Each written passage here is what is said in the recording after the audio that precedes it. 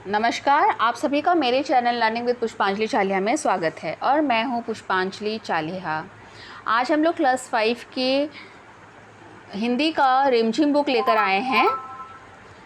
इसमें आप lesson number 8 वे दिन भी क्या दिन थे। वैसे तो मैं पूरा लेसन पढ़ के उसका लाइन बाय लाइन एक्सप्लेन करती हूँ, मगर आज हम लोग पाठ का सारांश ही सिर्फ पढ़ेंगे, मैं बताऊंगी। आप लोग फिर मुझे कमेंट करके बताइएगा कि मैं लेसन पढ़ूं या फिर सारांश ही दे दूं। तो चलिए आज हम लोग वे दिन भी क्या दिन थे के पाठ का सारांश पढ़ते हैं। इस पाठ में भविष्य में होने वाले परिवर्तनों को बड़े ही मज़ेदार ढंग से बताया गया है।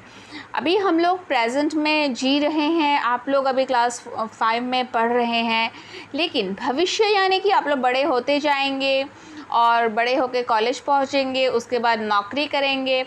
इस तरह से आपकी भविष्य आती जाएगी और उसी तरह से आपके माता पिता की अभी सर्विस कर रहे हैं, बाद में रिटायर हो जाएंगे, है ना। भविष्य की बात बताया जा रहा है।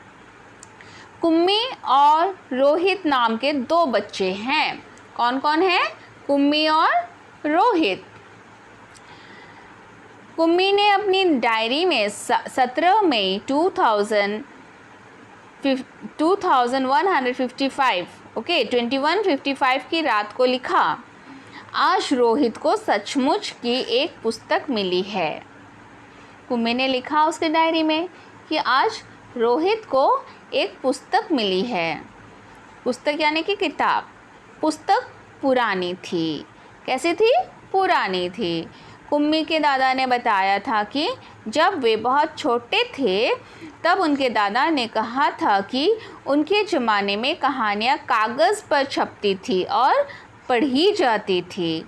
तो कुम्मी को एक किताब मिला है और कुम्मी के दादाजी ने बताया था कि उनके भी दादाजी, समझ आ रहा है ना, जैसे तुम्हारे दादाजी ने तुम्हें बताया कि उनके भी दादाजी, पापा के पापा, जब बहुत छोटे थे तो कहानियाँ जो है कागज़ पर छपती थी और कहानियों को पढ़नी पड़ती थी। आजकल आप लोग कहानियों को कहाँ पढ़ते हैं? आप लोग क्या करते हैं? कहानियों का वीडियो देखते हैं, मगर वीडियो देखने से याद नहीं रहता है, पढ़ने से ज़्यादा याद रहता है। पाठक को पृष्ठ पलटने होते थे। पेज पलट पलट के, पृष्ठ यानी कि पेज। सारे शब्द स्थिर थे, चलते नहीं थे। आजकल के जैसे कार्टून के जैसे अक्षर चलते नहीं थे, बल्कि सभी उस पेज में चिपके हुए अक्षर होते थे। रोहित ने इस पर कहा कि तब तो पढ़ने के बाद ऐसी पुस्तकें बेकार हो जाती होंगी। आजकल आप लोग मोबाइल में पढ़ रहे हैं, लैपटॉप में पढ़ रहे हैं, कार्टून कैरेक्टर के साथ पढ़ रहे हैं, लेकिन तब पुस्तकें होती थी तो क्या पुस्तकें बेकार हो जाती थी पढ़ने के बाद? इससे तो अच्छा हमारा टेलीविज़न है, जिसके पर्दे पर बहुत सी पुस्तकों की सामग्री आ जाती है और फिर भी यह पुस्तक नई की नई रहती है। तो उसे लग रहा है कि उससे अच्छा तो टेलीविज़न है। टेलीविज़न यानी कि टीवी है, जिसमें कि हम लोग न्यूज़ देख सकते हैं, पढ़ाई की चीज़ें देख सकते हैं, नेशनल ज्योग्राफिक देख सकते हैं। फिर भी टीवी जो है नया ही रहता है, पुराना नहीं होता है। रोहित को जो सचमुच की पुस्तक मिली है उसमें स्कूल के बारे में काफ़ी दिलचस्प बातें लिखी है। आजकल लॉकडाउन में बच्चे स्कूल नहीं जा रहे हैं। अगर इसी तरह से 2-3 साल या 5-6 साल या उससे भी ज़्यादा दिन चलती रहे तो सोचिए, जो और 5 साल के बाद क्लास 1 में एडमिशन होगी, वे लोग तो स्कूल ही नहीं जा पाएंगे। अभी वैसे भी 2 साल से बच्चे स्कूल नहीं जा पा रहे हैं। अब तो हर विद्यार्थी के घर में एक मशीन होती है जिसमें टेलीविज़न की तरह का एक पर्दा होता है, वो होता है कंप्यूटर। रोज़ नियम से उसके सामने बैठकर विद्यार्थियों को वह सब याद करना पड़ता है जो वह मशीन हमें बताती है। तब दादाजी से उन्होंने कहा कि आजकल हम लोग उस मशीन के सामने बैठते हैं जिसमें एक पर्दा होती है और उस पर्दे में जो भी आती है उसे ही हम लोग याद भी करते हैं। सारा गृह कार्य करके दूसरे दिन उसी मशीन में डाल देना होता है, जैसे आप लोग गूगल क्लासरूम में डाल देते हैं।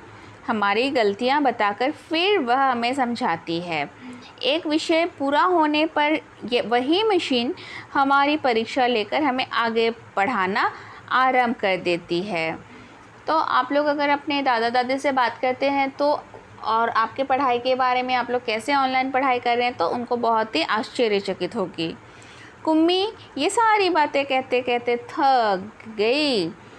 तभी उसे याद आया कि एक बार जब उससे भूगोल में रोज़ वही गलतियां होने लगी थी तो उसकी माँ ने मोहल्ले के अध्यक्ष को बताया था। तब एक आदमी आया था और उसने उस मशीन के पुर्जे अलग कर दिए थे। हाँ, तो उसके कंप्यूटर में कुछ खराबी आ गई थी तो उसे भूगोल यानी कि ज्योग्राफी की कुछ बातें समझ में नहीं आती थी क्योंकि गलतियां होने लगी थी उसमें। तब मोहल्ले के अध्यक्ष को जब बताया गया, जो प्रेसिडेंट थे मोहल्ले में, उन्होंने एक आदमी को भेजा। उसने पूरे पुर्जे पार्ट्स पूरे खोल दिए। उसके बाद उसने सभी पुर्जों को फिर से जोड़कर उसकी गति कुछ धीमी कर दी, जिससे कुम्मी से गलतियां होना बंद हो गया और उस कंप्यूटर की गति मीन्स स्पीड को कम कर दी गई। रोहित ने कुम्मी को बताया कि पहले मशीन की जगह अध्यापक होते थे जो बच्चों को सारे विषय समझाते थे, गृह कार्य देते थे और प्रश्न पूछते थे। बच्चे एक विशेष भवन में पढ़ते थे जिसे स्कूल कहते थे। एक आयु के बच्चे एक साथ बैठते थे और एक समय में एक जैसी चीज़ें सीखते थे। एक ही आयु यानी कि एज, तो एक ही क्लास में बैठते थे और एक ही जैसा सीखते थे। कुम्मी ने भी पुस्तक पढ़ने की इच्छा जाहिर की क्योंकि वह जानना चाहती थी कि तब स्कूल कैसे होते थे। वह पुस्तक पढ़कर स्कूल के बारे में अजीब अजीब बातें जानने को उत्सुक हो रही थी कि तभी माँ की आवाज़ कानों में पड़ी और दोनों बच्चे रोहित और कुम्मी अपने अपने घर की ओर चल दिए। तभी उनके माँ ने उन्हें बुलाया और वे अपने घर चल दिए। सबक का समय हो गया था। कुम्मी जैसे ही घर पहुंची, अंदर मशीन आगे का सबक देने को तैयार थी। अच्छा, वे लोग मशीन से ही पढ़ते थे, कोई टीचर नहीं है, और मशीन उन्हें नेक्स्ट क्लास के लिए ले जा रही थी। मशीन से आवाज़ आने आरंभ हो गई। सबसे पहले आज तुम्हें गणित सीखना है, कल का होमवर्क छेद में डालो। कुम्मी ने वैसा ही किया, लेकिन उसे इस मशीन से ज़्यादा अच्छा पुराने ज़माने का स्कूल लगा, जहाँ एक आयु के बच्चे एक साथ पढ़ा करते थे, एक साथ हंसते खेलते थे। वह सोच रही थी कि तब बच्चों को स्कूल जाने में बड़ा मज़ा आता होगा, बच्चे बहुत खुश रहते होंगे। इस लेसन से आपको कैसा लग रहा है कि यह किताब सदियों पहले छपी होगी, है ना? ऐसा लग रहा है कि शायद यह किताब, जो किताब उसे मिली थी वो बहुत पहले की थी, लेकिन हम लोग तो अभी भी किताबों को पढ़ते हैं, लेकिन धीरे धीरे हमारा क्या हो रहा है, किताबों से हटकर हम लोग मशीन में पढ़ने लगे हैं, अपने मोबाइल में, अपने लैपटॉप में पढ़ने लगे हैं। तो इतने सालों पहले ही किताब में भी ये सब कुछ छप चुका था कि ऐसा होने वाला है और वैसा ही अभी हो रहा है। तो इस चैप्टर के कठिन शब्द जो है, शब्दार्थ बताती हूँ मैं। पृष्ठ, इनको लिख लीजिएगा। पृष्ठ, आप वर्ड को ढूंढिए, छांटिए अपने लेसन से और उसका मीनिंग लिखिए पन्ना।